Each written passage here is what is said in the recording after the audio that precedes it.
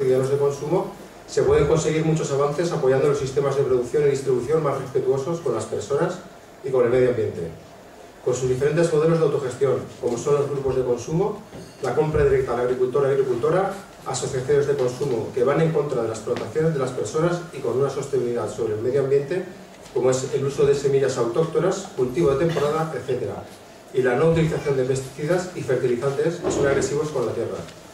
Igual que por nuestra parte, no usar productos químicos de todo tipo en el hogar. Una iniciativa desde CGT es Pimienta Negra, que es la distribuidora de productos ecológicos en el cual se pueden comprar este tipo de productos, ya sean de cultivo o elaborados. Y sin más preámbulos, damos paso a José Luis Porcuna, que es presidente de CERAI, que es el Centro de Estudios Rurales y de Agricultura Internacional. Bueno, buenas tardes. Gracias por la invitación a este foro libertario. Esa palabra parecía que había desaparecido, ¿no? Me sorprendió. Y no sé, en este ratito que tenemos voy a intentar hablar de lo poco de alimentación desde el punto de vista agronómico, ¿no? Entonces confieso mi incapacidad y mi dificultad para explicarme en un foro no rural, no agronómico. Pero evidentemente hay que intentarlo. En principio habíamos puesto, o mejor dicho, había puesto en el título, quería hacer una reflexión, habíamos puesto el título alimentos, cultura, política y religión, ¿no? Pero después, bueno, pues se pensó ponerle otro título así más en sintonía, ¿no? Con la jornada. A mí me gustaría en este rato hacer una reflexión sobre las implicaciones que tiene la alimentación, que tiene nuestros hábitos de consumo, ¿no? Pero el tema es difícil, por lo menos a mí me resulta especialmente difícil, y si os digo, conforme va pasando el tiempo, me resulta cada vez más difícil. ¿Por qué hablar de alimentación en estos tiempos resulta difícil? Yo creo, desde mi punto de vista, yo no tengo la verdad en el bolsillo, ni muchísimo menos, que la sociedad actual, el hombre, la mujer actual, estamos iniciando un proceso de mutación con respecto. Es decir, de alguna manera nos comportamos como seres mutantes. De hecho, hay algunas características que así lo evidencian. Para empezar, no nos reconocemos como especie entre nosotros. No nos reconocemos, todas las especies se reconocen entre ellos, nosotros no nos reconocemos. Después analizaremos un poco, si hay tiempo, ese tema. Pero ¿por qué digo lo de mutantes, ¿no? En una jornada libertaria vamos a abrir el campo conceptual, ¿no? Vamos a, en este espacio de libertad, ojalá hubiera muchos como este, vamos a abrir, a construir nuevos paradigmas en la medida que sea posible. Fijar, somos la única especie que toma el sol en agosto a las 12 del mediodía. La única. Todos estamos haciendo. Pero hay una. Si viniera un extraterrestre, suponiendo que existieran, a estudiar, ¿no? Dirían, bueno, y esta gente, mira, todas las especies a la sombra y estos ahí, todos al sol. Si nos preguntan, oiga, ¿y usted por qué toma el sol? No sabe que el sol es malo, sí, pero yo me pongo creo filtro 20. Sí, pero bueno, entonces la crema sigue siendo esto perjudicial. ¿Sabes lo guapo que yo voy a estar esta tarde cuando me duche, me ponga mi camisa y salga a dar un paseíto? Me mira al espejo con la piel brillante. El color se ha convertido para nuestra especie en algo que nos mueve, la estética, ¿no? Muchas veces, estaba el otro día con una compañera y me decía que los occidentales teníamos nuestros burkas, ¿no? ¿Qué burkas? Dice, sí, nosotros tenemos burkas durísimos, ¿no? Las mujeres, pero ustedes también les imponéis, la sociedad occidental le impone a la mujer y a los hombres también, pero más a la mujer otro burka, el burka de la estética, ¿no? Te ocultan, nos ocultamos detrás de esto. Pero bueno, tenemos otros signos de mutación. Por ejemplo, no es extraño encontrarnos con gente que llevan los perritos en brazos al psicólogo. El otro día me enteré que había psicólogos de perros.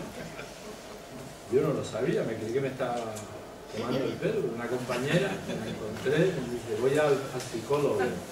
Yo no sabía que estás mal, si tienes algún problema, estás deprimida o algo. Y no es para el perro. Yo pensé que me estaba tomando el pelo. Y hablando, dice, no, es que el perro por las noches no duerme, se está muy nervioso. Y yo me quedé, después fui a internet a ver si era verdad. Pues sí, llevamos a los perros en brazos al psicólogo y después a los abuelos los metemos en los geriátricos. ¿Ves? Otro signo extraño, ¿no?, de nuestra especie. Para construir la paz compramos armas. El ejército está para garantizar la paz. Y tenemos muchos signos realmente que no se entienden. Somos una especie que arrasa, que contamina por donde pasa, ¿no? Por donde pasamos dejamos la huella de la nada. Somos así.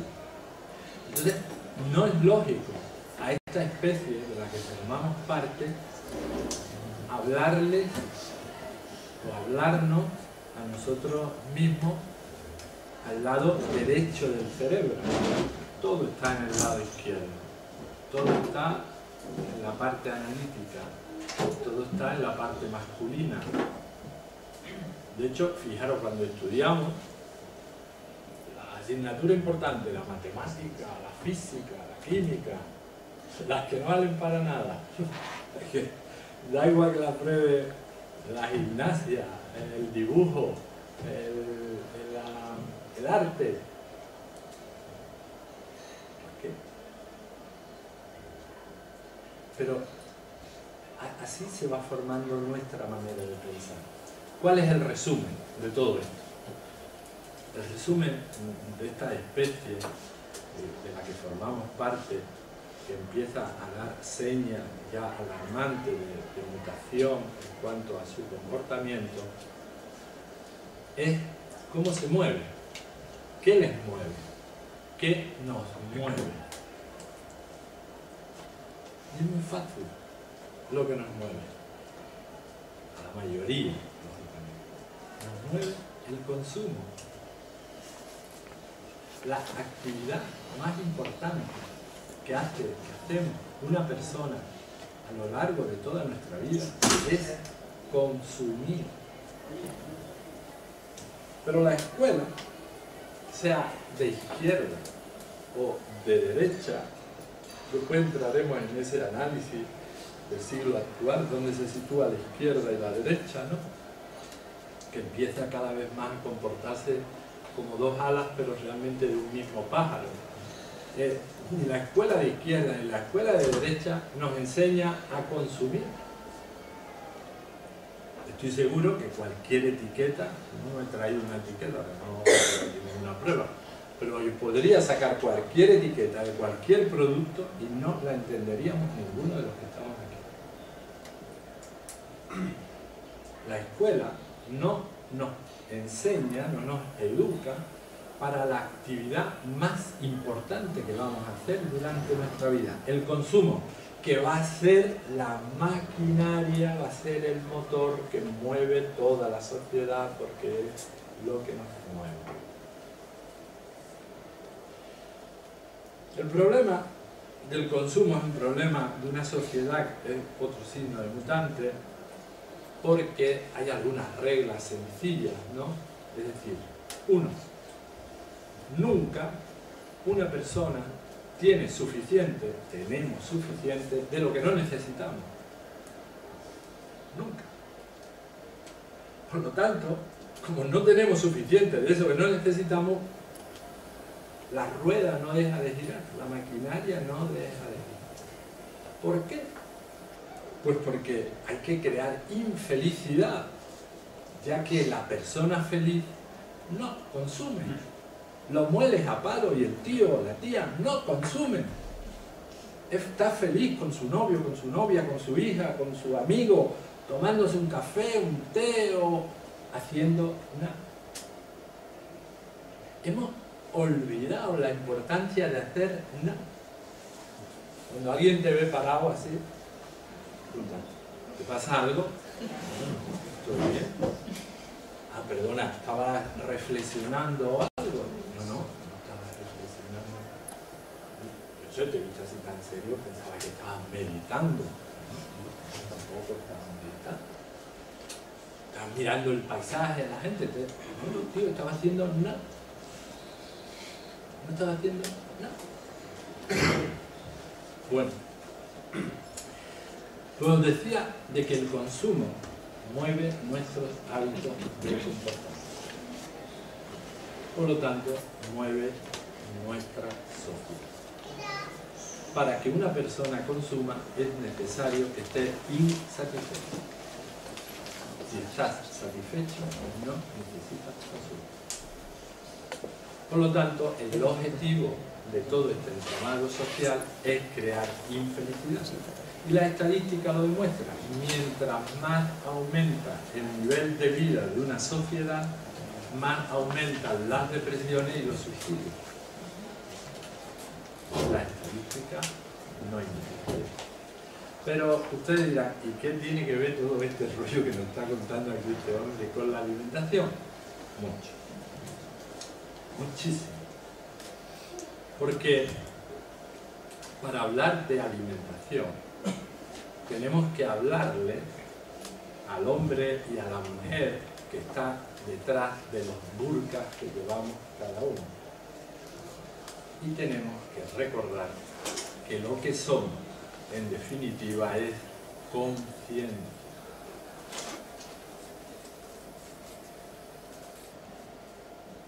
Si hablamos a esa conciencia, que suena como una palabra ya antigua, aparecen cosas curiosas.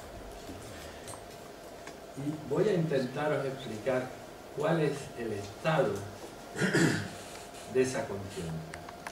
Como somos, como nos comportamos, por lo menos, como una sociedad semi-mutante, con signos de mutante, la característica nuestra es la confusión. Estamos absolutamente perdidos. ¿Quién paga más el precio de estar perdido? Mientras más joven, más perdido. Lo que esta sociedad le está haciendo a la gente jóvenes no tiene precio. Están absolutamente perdidos, no encuentran ningún sitio donde agarrarse. Si estamos perdidos en general, vamos a desmenuzar ese estar perdidos para que veáis qué impacto tiene el estar perdido en la alimentación. Y yo pretendía hacer esa reflexión desde el punto de vista político, desde el punto de vista social, sociocultural, económico y desde el punto de vista religioso. Muy importante. Vamos a hacerlo. Vamos a empezar por atrás, por la religión. ¿Qué coño? Esto se está poniendo cada vez más feo. El problema de la religión en esta sociedad perdida es brutal. Pero no, aquí somos todos ácratas, aquí somos agnósticos, aquí... Ahí está el problema. Yo quiero hablar de la religiosidad, que no tiene nada que ver con la religión. Pero lo tenemos cruzado en los términos. Porque las iglesias, en general, sin hablar de ninguna, lo que hacen es disfrazar su religión de religiosidad. No tiene nada que ver una cosa con otra. La religiosidad es la energía que desprende, por ejemplo, una abuela que no espera nada del futuro, que ya ha perdonado todo el pasado, que vive el presente, que puede permitirse el lujo de hacer nada. Y a ese foco de energía acuden los nietos, las nietas, con la excusa de pedir dinero, y no al revés. Porque ahí hay religiosidad. El problema es que cuando hablamos de religiosidad, creemos que estamos hablando de religión. No tiene nada que ver. La Iglesia eso lo tiene clarísimo. Por algo, la Iglesia le niegan el vínculo de lo sagrado a la mujer. Porque si no se descubre el pastel. En general, todas las iglesias, el vínculo de sagrado se lo prohíben a la mujer, que es la única en nuestra especie que tiene capacidad para generar vida. Por lo tanto, es la que está más cerca de los vínculos sagrados. Pero hablar de esto es como si a mí me hubiera dado hoy aquí el sarampión.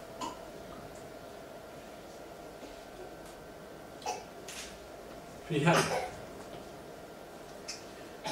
si la mujer como representante del vínculo de lo sagrado tuviera palabra en las religiones, lo primero que plantearían es ¿por qué no recuperamos los objetos sagrados? ¿Y cuáles son los objetos sagrados? La tierra, el agua, el aire. Veréis que todas las religiones, puesto que están desvinculadas de lo sagrado, ninguna se mete, todas están con lo mismo. Con quién te acuestas, con quién te levantas, quién ha entrado en tu casa, si te pone el preservativo y si tu pareja es hombre o mujer. Hay una obsesión con el sexo casi enfermiza. Y se olvidan todas las religiones de hablar de lo sagrado, de la tierra, del aire, del agua, del sol, de la luz. Bueno, pero eso nosotros, esto es tan simple que estoy diciendo conocimiento milenario de nuestra especie, eso nosotros deberíamos también de indignarnos por esa toma de lo sagrado de las iglesias, del espacio sagrado. No oiréis nadie hablar de esto. Fijaros si estamos. No me alargo más en temas religiosos. Hablamos un poco de temas culturales, temas políticos. Vamos a dejar la cultura por ahí. Esa confusión que os decía que tenemos porque hemos perdido el contacto con la conciencia, hemos dejado de reconocernos como especie. En los temas políticos, igual que la religión, se traduce en esto. En los temas políticos se traduce en cosas graciosas desde mi punto de vista. Yo sé lo que voy a decir ahora, va a enfadar muchísimas veces. Igual tengo que salir de aquí. A los ratos, ¿no? No, yo no tengo la verdad. Yo comparto el pensamiento en un espacio de libertad común. En lo político, esa confusión nos lleva a confundir democracia con representación. Probablemente la democracia sea la más sutil de las dictaduras, tal como la entendemos. Voy a dar una reflexión sencilla. Democracia significa gobierno de todos. No significa que yo vote a alguien que me gobierne. No, gobierno de todos. Pero eso vamos a dejarlo, vamos un poquito más profundo, o más sencillo. Entendemos por democracia que, bueno, ya que estamos en el sistema, pues que las mayorías son las que tienen que tomar las decisiones y que una minoría no puede imponerse a una mayoría y que tiene que haber cauces para que las mayorías y las minorías se expresen y que hay que respetar, tiene que haber espacio para todos. Todos estamos de acuerdo que, bueno, la mayoría es la mayoría, nos guste o no nos guste. Pero, ¿quién ha dicho qué especie puede concebir? ¿Cómo deben de estar desgrillados, de hechos polvo, para entender que la mayoría de los valencianos, por ejemplo, o de los españoles, me da igual, o de los europeos, vamos a quedarnos en Valencia, que la mayoría de los valencianos son 5 millones? ¿Quién puede entender que la mayoría de los valencianos son los 5 millones que estamos aquí ahora? La mayoría de los valencianos, para cualquiera que piense en un espacio de libertad, son los 500 millones que tienen que nacer. Una generación que se permite el lujo de hipotecar los recursos naturales, es decir, los recursos sagrados, se los está robando a la mayoría, que son los que tienen que dar. Si una sociedad hace eso, tiene un nombre y un apellido. Cuando las minorías usurpan los derechos de la mayoría, tienen un nombre. Pues eso es lo que hacemos. En eso nos divertimos. Usurpamos los derechos de la mayoría de los valencianos, que son los que tienen que nacer, que da la casualidad que son nuestros hijos, nuestros nietos, nuestros bisnietos, precisamente, que no son gente desconocida, ¿no? Este es el primer aviso.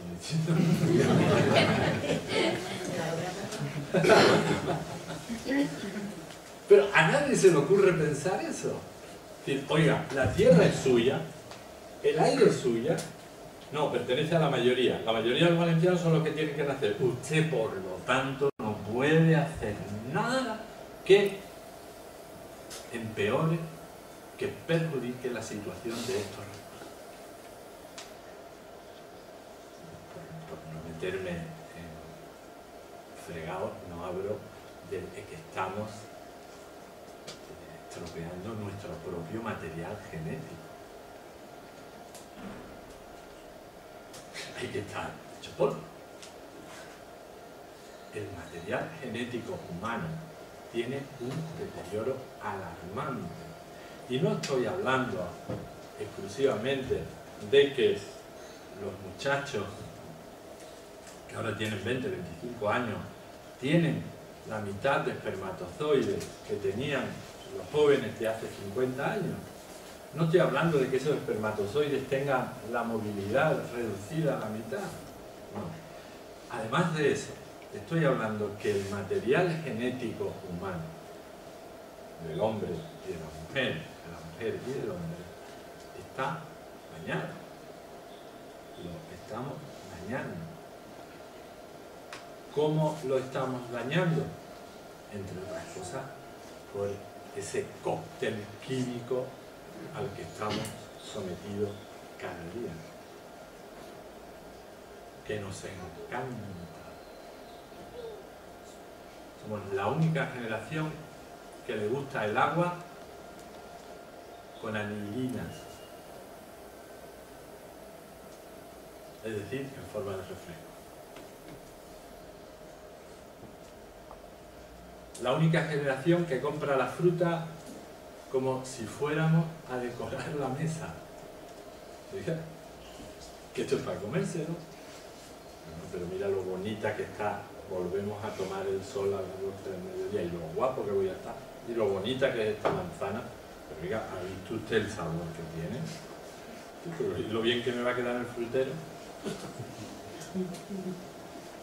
Fijaros que un productor de huevos lo iba a hacer. Lo que pasa es que como no conocía el foro, digo, me iba a traer dos huevos. Uno ecológico y uno convencional. A ver si lo sabíamos distinguir. Uno con anilina y otro normal. La prueba del huevo. Simple, algo tonto. La mayoría no lo sabían. ¿Ustedes sabéis que la producción de huevos se hace por una carta de colores? ¿Dónde vas a producir huevos? En Castilla y León. No, en Castilla y León les gustan el huevo de este color. Toma el pienso para que el huevo salga de este color. ¿Dónde vas a producir? La Comunidad Valenciana. Allí les gusta el huevo un poquito más rojito. Sí. Esta es tu carta de colores. Aquí tienes el pienso. Los huevos se producen con una carta de colores.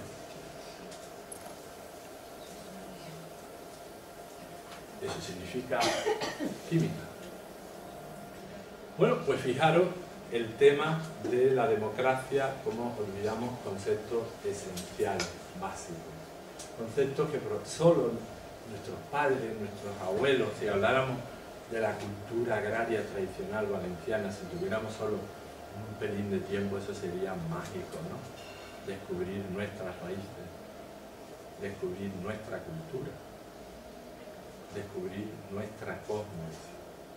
Otra, ya que hablo de esto, otra confusión que tenemos es la de instituciones políticas con defensa de mis señas de identidad. Puedo hablar de Cataluña, puedo hablar de Andalucía, de Galicia, de los catalanes, de los vascos. Da exactamente igual. Es que nosotros, aparece el ego colectivo. Si el ego es malo para las personas, el ego nos destruye. El ego es como un dragón que te devora por dentro, ¿no? Eso cuando somos niños, claro, es que yo. Por cierto, que yo es la palabra más utilizada en el mundo. Pues hay otros yo, que son los egos colectivos, que nosotros los valencianos, nosotros los catalanes. ¿Qué me habla usted? Sí, sí, de nuestras instituciones, de nuestra policía. Nuestra institución, nuestra. ¿De qué me está hablando? Sí, sí, sí, nosotros los vascos queremos. ¿Qué coño está hablando usted? Repase un poco la historia y tome conciencia, amigo. Dentro de la... Y ahí hemos caído todos, ¿eh? Ahí se han escapado un poco, quizás por la falta de una intelectualidad, de un cuerpo de filosofía en la izquierda, como las causas que sean. El tema es complejo, pero hemos caído. Que lo repasemos desde el ámbito rural, simple, para que lo entendáis.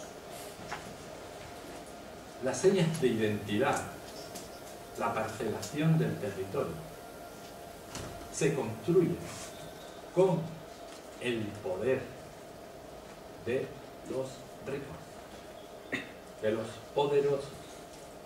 ¿O ustedes pensáis de verdad, desde la conciencia, que me decía que tenía en Ademuz, que un agricultor de Ademuz, o me da igual, o de Casino, o de Alcubla, le importaba un pepino quién mandara aquí hace 200 o 300 años?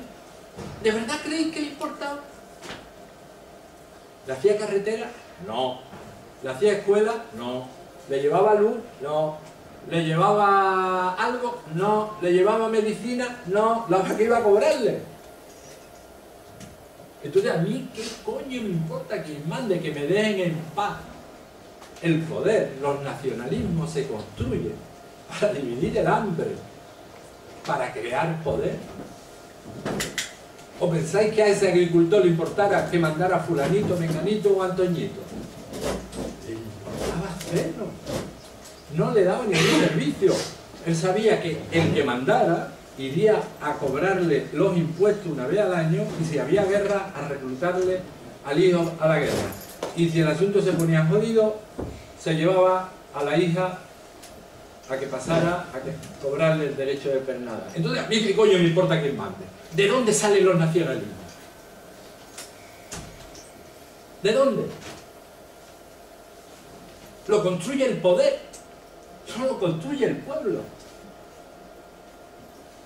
Hablemos de cultura, hablemos de nuestra cultura, hablemos de lo comunal. ¿Cómo se regían nuestros ayuntamientos? Por consejos abiertos.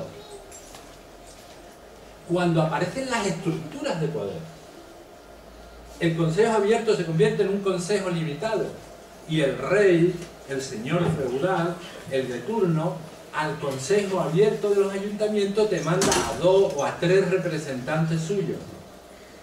Pero no tiene nada que ver un ayuntamiento, el consejo abierto, como no tiene nada que ver con los ayuntamientos actuales de representación política.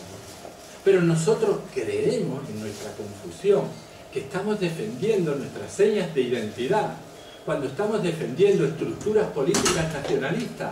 No es cierto. Es más, es al contrario. Las estructuras políticas nacionalistas aplastan las señas de identidad de los pueblos, porque lo han hecho así durante toda la historia. Un ejemplo, para ver si lo que estoy diciendo es una tontería. Tenemos un nivel de estructuras políticas nacionalistas más fuerte del que ha habido jamás en España. Nunca ha habido ese nivel de estructura. ¿En qué se diferencia un chico valenciano, catalán, valenciano, gallego o vasco? En nada. Ven los mismos programas de televisión, compran la misma marca de ropa, usan las mismas páginas de internet, leen los mismos libros, usan la misma jerga, se divierten de la misma manera, oyen la misma música, solo se diferencian en la lengua. Solo. Pero la lengua no es la cultura. Nunca ha sido la lengua la cultura.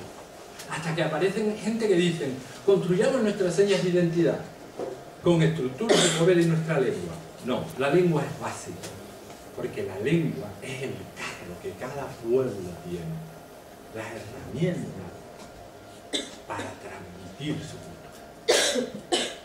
Pero si a mí me dan el carro, que es lo que nos pasa, tenemos las herramientas y no tenemos nada. ¿Qué cultura estamos hablando? Un ejemplo.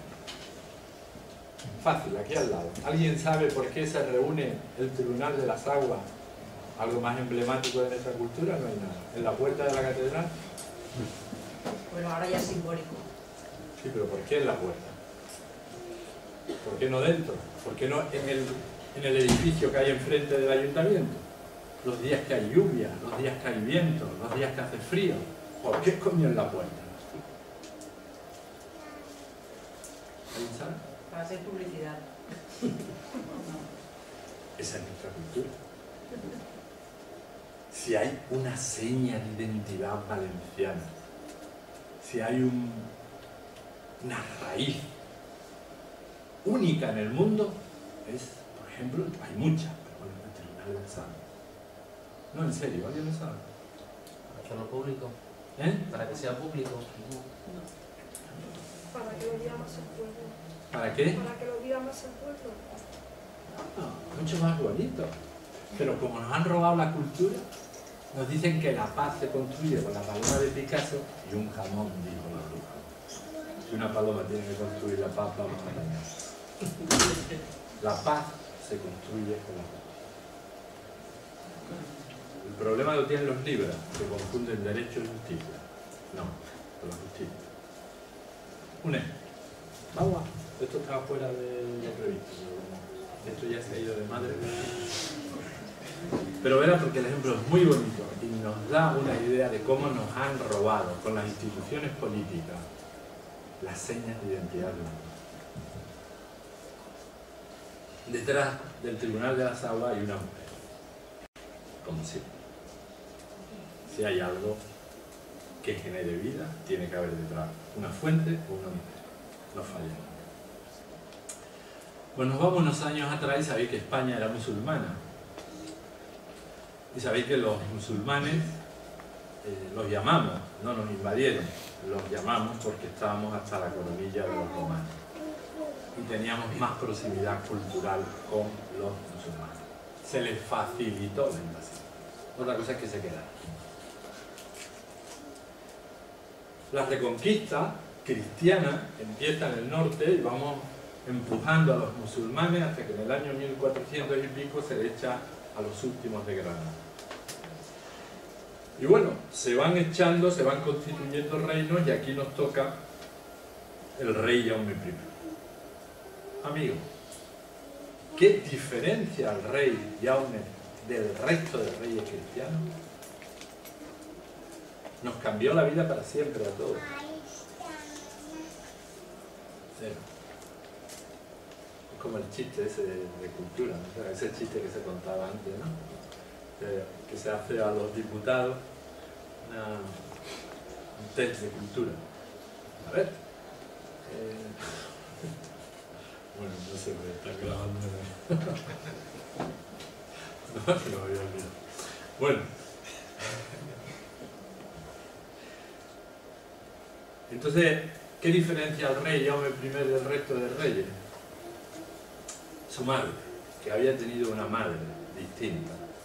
Una madre que ve que el rey es mimado, débil y culto.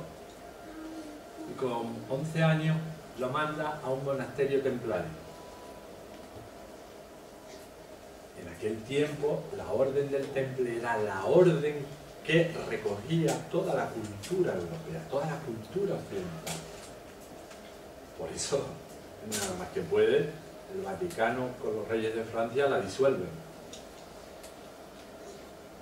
Porque era la orden más culta que existía. Pues lo manda a la orden del Temple y digan, a ver si me hacen algo con esto que les mando. Sale a los 6 años, después de 5 años, casi 6, un rey, el que iba a ser un rey austero, humilde, fuerte y culto. El rey más culto. Pero detrás había habido una mujer. Bueno, el rey cuando conquista Valencia, sabéis que la catedral está sobre los cimientos de una mezquita musulmana.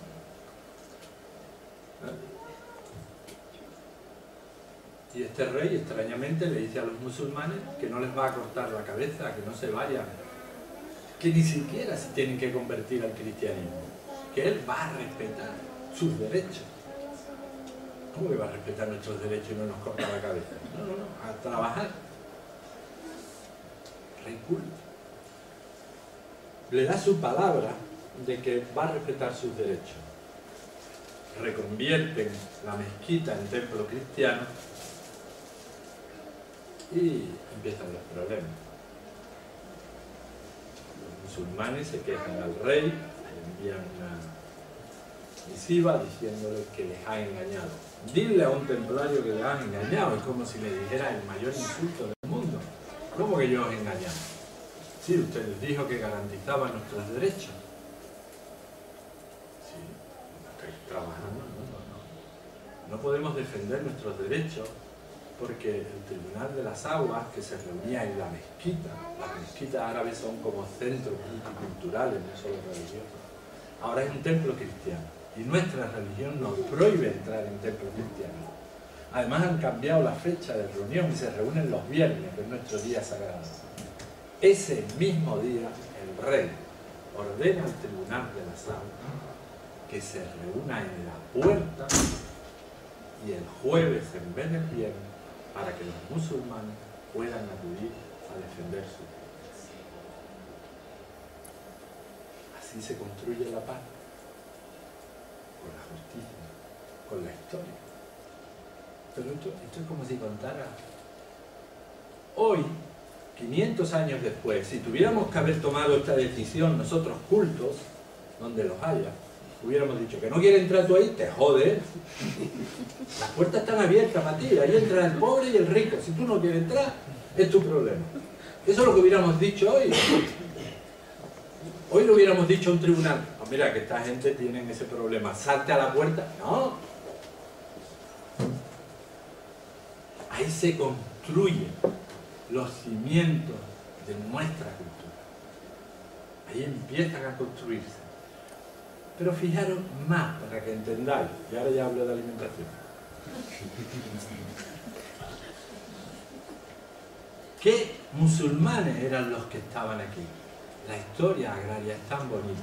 Es la historia que sirve para interpretar la manera de sentir del pueblo. Cuando los musulmanes invaden la península, da la casualidad que los que se instalan aquí, en el Levante, son los que vienen de Irak. Esos que vemos ahora, los iraquíes, esos son animales salvajes, esos tíos. Son precisamente los de Mesopotamia, entre el río Tigris y el río Éufrates, que da la casualidad que en aquel tiempo era la primera cultura del mundo. Los que habían inventado la rueda, una chorrada, pero había que inventarla. Los que habían inventado la agricultura de regadío, una chorrada, pero había que inventarla. Los que inventaron la escritura, los que inventaron las primeras bibliotecas, los que inventaron los primeros jardines. La cultura agraria número 1 del mundo nos las regalan. Hay 2 tesis doctorales muy bonitas que analizan la infraestructura hidráulica de la Comunidad Valenciana y encuentra que está calcadita de todos nuestros regadíos viejos a la de Mesopotamia. Calcada. No se va ni en un milímetro. Claro, ellos repiten su. Pues fijaros la importancia de recuperar el concepto de lo que es la cultura. La cultura de un pueblo es recuperar nuestras señas de identidad. Y nuestras señas de identidad no son las instituciones políticas.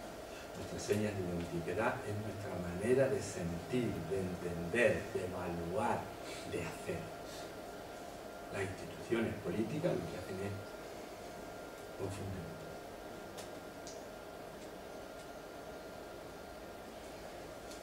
En esta situación que hemos hecho un repaso así como gracioso, si queréis, de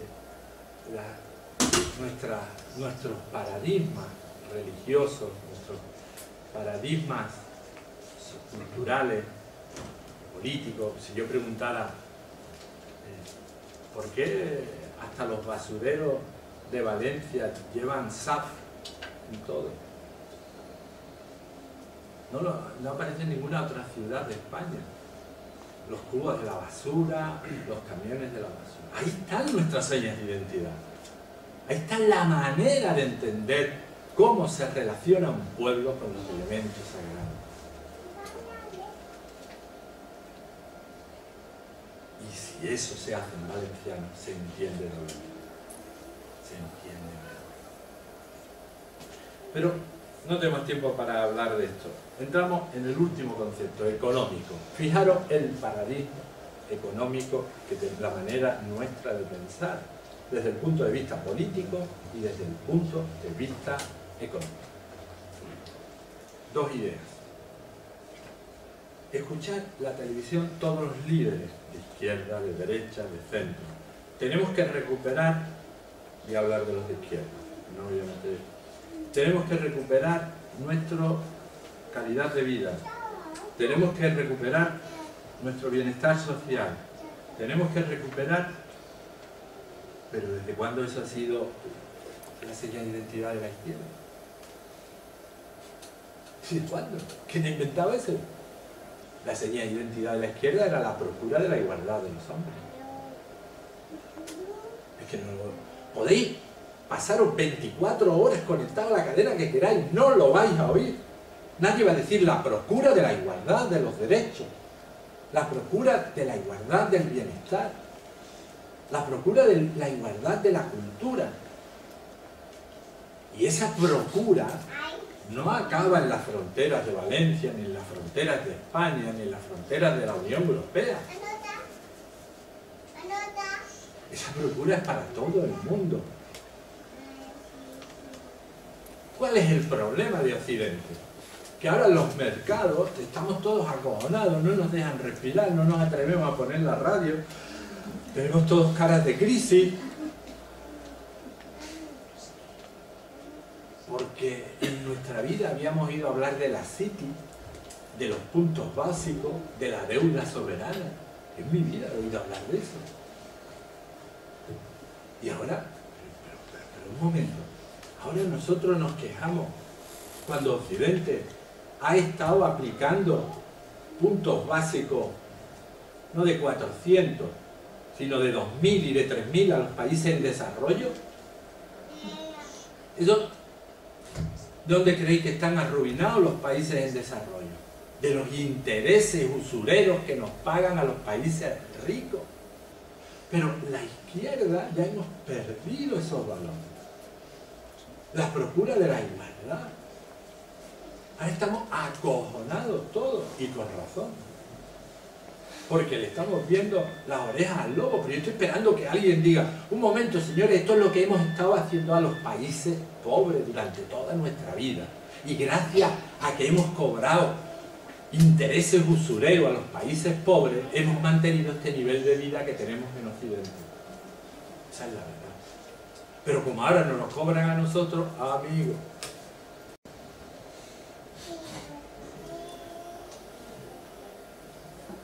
Otro elemento que nos habla de nuestra confusión.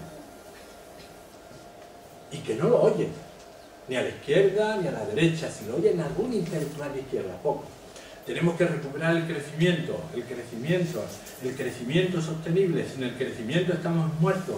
Sin el crecimiento la economía... ¿Pero qué me está usted diciendo, por favor? Que yo soy un ser humano. Vamos a ver, ¿cómo vamos a estar creciendo siempre? En un país, en un territorio limitado, como es la Tierra, con unos recursos minerales limitados, con un agua limitada, con un suelo limitado, con una atmósfera limitada, ¿cómo vamos a estar creciendo siempre? Eso es para imbéciles. Eso es para gilipollas que se lo crean. Eso es imposible. De hecho, el cálculo más optimista dice que estamos sobreexplotando la Tierra en un 20% de los recursos que es capaz de regenerar.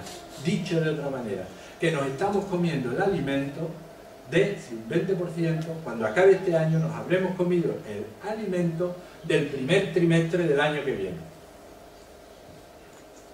Y eso se va acumulando. Pero un momento, democracia, Estado de Derecho, y estamos sobreexplotando esto hasta que estalle. ¿Qué es lo que estamos haciendo? ¿Qué es lo que hemos hecho? Extraer capitales del futuro. Cuando tú pides un préstamo, sacas dinero del futuro. Cuando tú sobreexplotas un recurso natural, sacas recursos del futuro. Eso es lo que estamos haciendo. Alguien tendrá que poner el cascabel al gato y decir, mire usted, no me hable más de crecimiento sostenible, porque yo fui a una conferencia de la CGT y me enteré que eso es un engañador. Es imposible el crecimiento sostenible. Es más, o decrecemos a toda máquina, o probablemente esto se va a descargar. Y para decrecer tenemos que consumir menos. Y para consumir menos tenemos que ser más felices. Recuperar la tertulia, el hablar, el tocar, reproducirnos menos y amarnos más. Tenemos que empezar a hablar de la economía solidaria.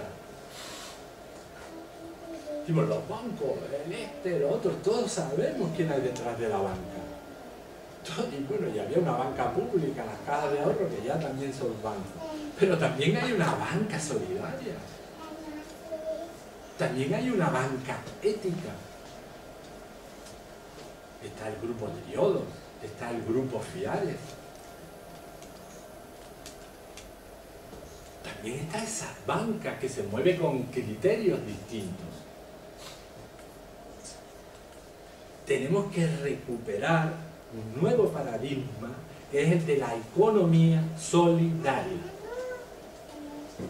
Y eso lo tenemos que reconstruir. Y llegamos por fin al tema de la charla, la alimentación. Cuando los compañeros de CGT me sugirieron el título contra la dictadura de los mercados, yo me quedé un rato reflejando, reflexionando. Y digo, ¿cómo les explico yo que los mercados, y ahora hablamos de alimentos, no imponen ninguna meta? Los mercados de alimentos somos nosotros. Nuestro carro de combate es el carro de la comunidad. Una explicación. Hace unos años nos llamaron de Coca-Cola que querían hablar con la Sociedad Española de Agricultura Ecológica. Hicimos una reunión, el restaurante más caro de Valencia. Pagaron ellos. Y usted, ya cuando habíamos bebido, yo me atreví con el director de Coca-Cola a preguntarle, ¿y usted desde cuándo Coca-Cola se plantea los temas de ecología? Dice, no, es muy fácil, desde que nuestros consumidores se lo plantean. Dice, hemos detectado, y digo Coca-Cola por no decir cualquier otra empresa, esto que voy a contar sirve para cualquier multinacional de la alimentación.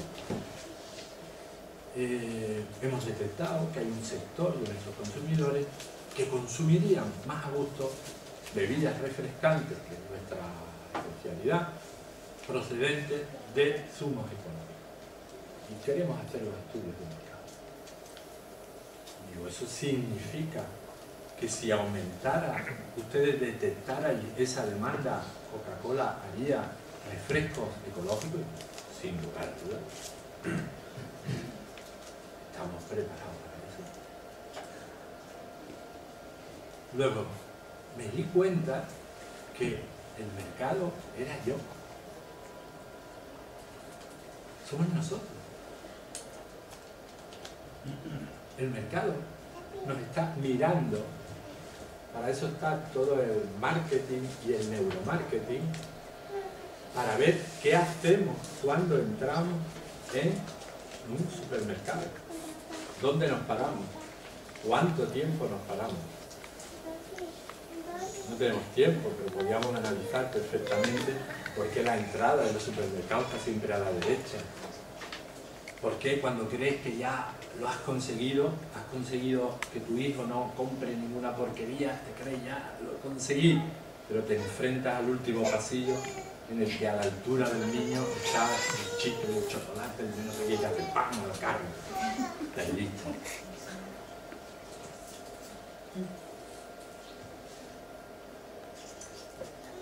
El mercado somos nosotros. El mercado es la conciencia del consumidor.